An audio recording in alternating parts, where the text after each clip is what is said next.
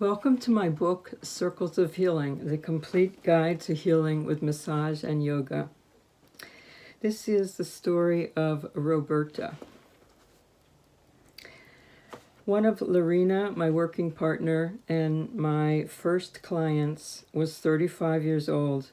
She had been born with cerebral palsy, Tourette's syndrome, and profound mental retardation. 5 days a week, she attended her day program for people with mental and physical challenges, where she learned socialization and life skills.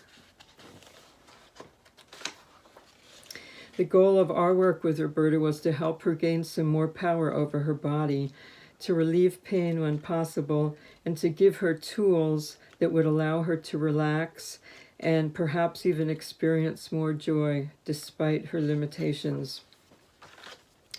Before I began working with Roberta, I doubted my ability to work with the disabled. It did not help that at our first meeting, she gave the clear impression that she did not think much of me. During the first few sessions, she stared at the upside-down pages of her magazine, making intermittent, loud, and unwelcoming remarks. I learned after the first class that this behavior was part of her Tourette's syndrome and by no means intended personally. Physically overwhelming at times, she would bang her head on the wall when she was frustrated or grab at those around her. Her coaches told us that Roberta had the understanding of life of a very young child. On one particular day, several months into our classes, when Lorena and I were both there, I remember Roberta groaning and cursing her way down to the yoga mat. Once on the floor, she was laughing and rolling into cobra, then into the cat position.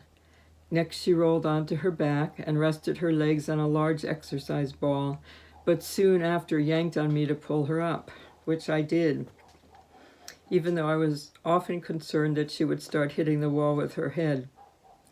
She did, but not for long, and we all laughed at a new toy I brought, a foot massage roller that can be used for the entire body. She rolled the little wheels over her legs and arms and played with the wheels like a delighted infant. But when we moved it to her shoulder, the head hitting started. So I stopped. Roberta was protective. In her own way, she said a clear no. She left yoga pretty mellow that day. After 1.5 years of monthly visits, Roberta was begrudgingly happy to see us. When her legs and back hurt, she asked for a massage. The balls helped, as did our focused attention. She could now move into a modified shoulder stand on her own and had inspired her mother to practice yoga with her at home. For Roberta, her yoga session was a time to focus, relax, and play. One of our last times together, when we were finding the area on her lower back that was connected to her leg pain, Roberta reached up and hugged me. It was a deep connection, and I thought, we have reached each other. Roberta learned new ways to move and experience her body, and I was moved by her courage in exploring different physical and emotional ways of being in the world, something that is challenging to many of us.